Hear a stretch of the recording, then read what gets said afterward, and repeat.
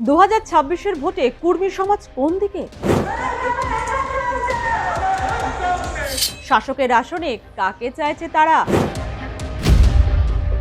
শুধু ভোটের আগে নয়, সুখে দুঃখে কাকে পাশে পেয়েছেন তারা? পড়াশোনা থেকে রাস্তাঘাট, আদেও কি আগের থেকে উন্নতি হয়েছে,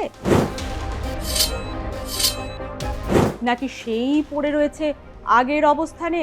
কি বলছে কুর্মী সমাজ? 2026-এর ভোটে কার দিকে ঝুঁকে কুর্মীরা? জঙ্গল মহলে কে হাসবে শেষ হাসি? কুর্মী সমাজ ভারত ও নেপালের একটি প্রাচীন কৃষিভিত্তিক জাতিগোষ্ঠী, যারা মূলত পশ্চিমবঙ্গ, ঝাড়খণ্ড, বিহার ও উড়িষ্যায় বসবাস করে। আদিবাসী হিসেবে স্বীকৃতির দাবিতে দীর্ঘদিন ধরে লড়াই আন্দোলন চালিয়ে যাচ্ছে এ রাজ্যের কুর্মী সম্প্রদায়ের বড় অংশ। তাদের দাবি, 1931 সালের জনগণনা পর্যন্ত তাদের প্রিমিটিভ ট্রাইব হিসেবে উল্লেখ করা হলেও স্বাধীনতার পর স্বীকৃতি চলে যায়। কুর্মীদের 7 সংগঠন: আদিবাসী কুর্মী সমাজ, ছোটনাগপুর আদিবাসী কুর্মী সমাজ, পূর্বাঞ্চল আদিবাসী কুর্মী সমাজ, কুর্মী সেনা, পশ্চিমবঙ্গ কুর্মী সমাজ, নেগাচারী কুর্মী সমাজ, জনজাতি কুর্মী সমাজ। এই সংগঠনগুলির মধ্যে এক সময়ে জঙ্গলমহলের 4 জেলা পুরুলিয়া, বাঁকুড়া, পশ্চিম মেদিনীপুর, ঝাড়গ্রাম আদিবাসী কুর্মী সমাজের সংগঠন ছিল সবচেয়ে বেশি মজবুত। কিন্তু এই সংগঠন ভেঙে ছোটনাগপুর আদিবাসী কুর্মী সমাজ তৈরি হয়ে যাওয়ায় কয়েকদিনের মধ্যে এই সংগঠন জঙ্গলমহলে সাড়া ফেলে। পুরুলিয়া, বাঁকুড়া, ঝাড়গ্রাম ও মেদিনীপুর সহ এই রাজ্যের বিস্তীর্ণ জঙ্গলমহলে বেশি সংখ্যক কুর্মী সম্প্রদায়ের বসবাস।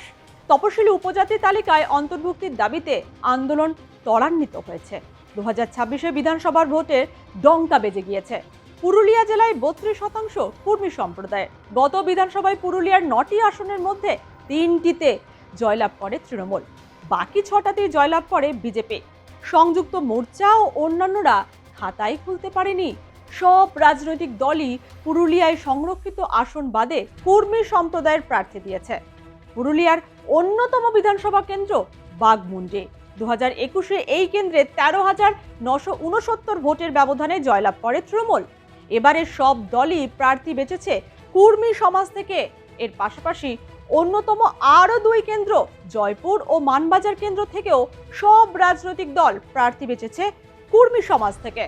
বাঘমুন্ডি বিধানসভা কেন্দ্র তৃণমূল প্রার্থী সুশান্ত মাহাতো, বিজেপি প্রার্থী রোহিদাস মাহাতো, কংগ্রেস প্রার্থী নেপাল চন্দ্র মাহাতো। জয়পুর বিধানসভা কেন্দ্র তৃণমূল প্রার্থী অর্জুন মাহাতো, বিজেপি প্রার্থী বিশ্বজিৎ মাহাতো। সবাই চাইছে ঘোলা জলে মাছ ধরতে। তাহলে এবার কোন দলকে বেছে নেবে গৌটা সমাজ? কুর্মী জনজাতিদের সংগঠনগুলো কি এবারের ভোটে নির্ণায়ক? কি বলছেন তারা? আমরা পুরুলিয়ারই কুর্মী সমাজেরই একজন প্রতিনিধির সঙ্গে কথা বলে নেব। তিনি কি বলতে চাইছেন? দাদা, কুর্মী ভোট এবারে বিধানসভায় কোন দিকে যাবে, কি মনে হচ্ছে? দেখুন, কুর্মীরা তো সব রাজনৈতিক দলেই আছে, তো আমার মনে হয় নিশ্চয়ই যে যার পছন্দ বিভিন্ন দলে ভাগাভাগি নিশ্চয়ই হবে, একদিকে কোথাও যাবে না। দেখুন, কুর্মীরা তো সামাজিক একটা উদ্দেশ্য নিয়ে আন্দোলন করো, এসটি ইস্যু নিয়ে। তো ভোটে দাঁড়ানোটা তো আমাদের উদ্দেশ্য ছিল না, তো সেটা লোককে কীভাবে নেবে তাদের উপর নির্ভর করছে। এবং ভোটে দাঁড়ালেই যে কুর্মী সমাজের প্রভাব পড়বে, তো এইটা আমি ব্যক্তিগতভাবে মনে করি না। তবে যার যেটা ইচ্ছা সেটা যারা করার করতেই পারে। কুর্মী যদি সত্যিকারের কেউ যদি আন্দোলন করে, তারা নিশ্চয়ই আন্দোলনটা চলে যাবে। কিন্তু যারা দীর্ঘদিন করে এসেছে সমাজের নাম করে, তারা সরে দাঁড়িয়েছে, তো পাবলিক তো এমনিতেই বলতে শুরু করেছে ওরা সুবিধাবাদী এমএলএ হওয়ার জন্য চলে গেছে। সেখানে তো নিশ্চয়ই একটা প্রভাব পড়বেই, এটা আমি বললেও আর না বললেও প্রভাব পড়বে। তবে কুর্মী অধ্যুষিত এলাকায় যে পার্টিরই হোক কুর্মীরাই কিন্তু জিতবে। যেমন জয়পুরে ধরুন অধিকাংশ কুর্মী আছে, সব পার্টি থেকেই আছে, যেগুলো লিডিং পার্টি আছে সেগুলো থেকে আছে, তো নিশ্চয়ই কোনো না কোনো কুর্মী জিতবেই। পুরুলিয়া জেলায় কুর্মী সমাজের যে ভোটটা আছে, পুরুলিয়া জেলার মধ্যে যেহেতু মাতো সম্প্রদায় 32 থেকে 34% ভোট, রাজনৈতিক দলের নেতারা ভাবছে যে সম্প্রদায়ের ব্যক্তিত্বকে যদি আমরা ক্যান্ডিডেট করতে পারি তাহলে ওই সম্প্রদায়ের মানুষ বেশিরভাগে ভোটটা দেবে, এই আশা আকাঙ্ক্ষা রাখে মাতোরাকে বেশিভাবে ক্যান্ডিডেট করছে। কিন্তু বাস্তব কি চিত্র সেটা হয়েছে একদিন ধরে? না, বাস্তবে তার রূপ নয়, তার আগে তার উদাহরণ রয়েছে।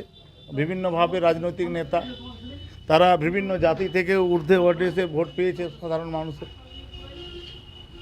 বিশেষ একটা রাজনৈতিক দল কুর্মী সমাজেরকে তুলে নিয়ে মানে আন্দোলনকারীদের তুলে নিয়ে এসে নিয়ে প্রার্থী করেছে, সেটা কি খুব একটা বাজিমাত হবে বলে মনে হচ্ছে?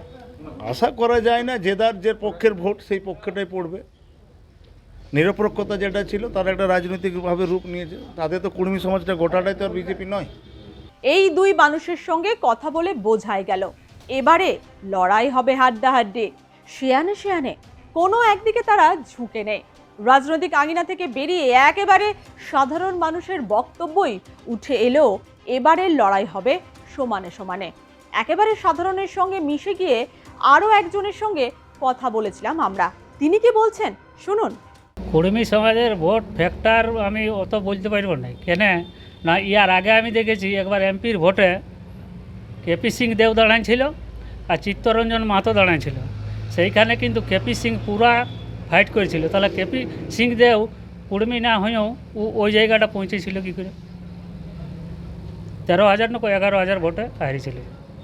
এইটা যারা অ্যাকচুয়াল রাজনীতি করে তারা ওইরকমভাবে যাবে নাই যে ও কুর্মী সমাজে দাঁড়াইছে তাহলে সব কুর্মী ভোট দিয়ে দেবে, সেটা কথা নয়। কারণ সবাই তো কুর্মী, ওখানে যারা দাঁড়াচ্ছে সবাই তো কুর্মী।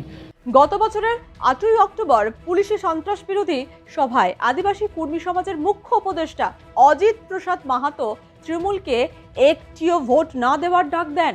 আর তারপর থেকে আদিবাসী কুর্মী সমাজে ভাঙন শুরু হয়।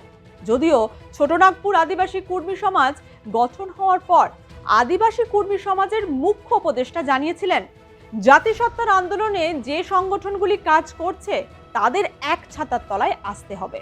ছোটনাগপুর আদিবাসী কুর্মী সমাজ মনে করছে আদিবাসী তালিকাভুক্তের দাবিতে দীর্ঘদিন ধরে চলা আন্দোলন একই জায়গায় দাঁড়িয়ে রয়েছে, এখনো পর্যন্ত কিছু ফলপ্রসূ হয়নি।